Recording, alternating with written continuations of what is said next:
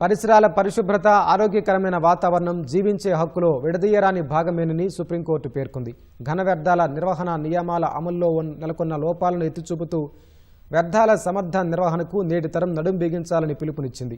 ప్రభుత్వం చట్టాలు రూపొందించి చర్యలు చేపట్టే వరకు చూస్తూ ఊరుకోవడం తగదని స్పష్టం చేసింది. ఏప్రిల్ 1 నుంచి అమల్లోకి రానున్న ఘన వ్యర్థాల నిర్వహణ నియమాలు 2026కు సంబంధించి కోర్టు అనేక మార్గనిర్దేశకాలు జారీ చేసింది. ఘన వ్యర్థాలను నిర్లక్ష్యం చేయడం ప్రజల ఆరోగ్యంపై, ఆర్థికంపై ప్రభావం చూపుతుందని justice Pankaj Mithal, justice SVN భట్ల ధర్మాసనం పేర్కొంది. భారత్ వైపు ప్రపంచ దేశాలు గౌరవప్రదమైన దృష్టితో చూస్తున్న తరుణంలో యావత్ దేశం ఘన వ్యర్థాల నిబంధనల్ని సమర్థంగా పాటించక తప్పదని ధర్మాసనం అభిప్రాయపడింది.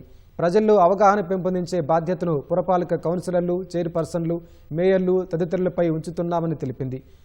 ప్రతి స్థానిక సంస్థ ఒక గడువును విధించుకొని లక్ష్యం సాధించాలని పేర్కొంది. నిబంధనల అమల్లో తాత్సారాన్ని అధికారిక వైఫల్యంగా కొట్టిపారేయకుండా ఉల్లంఘనలపై జరిమానాలు వంటి చర్యలు చేపట్టాలని ధర్మాసనం ఆదేశించింది.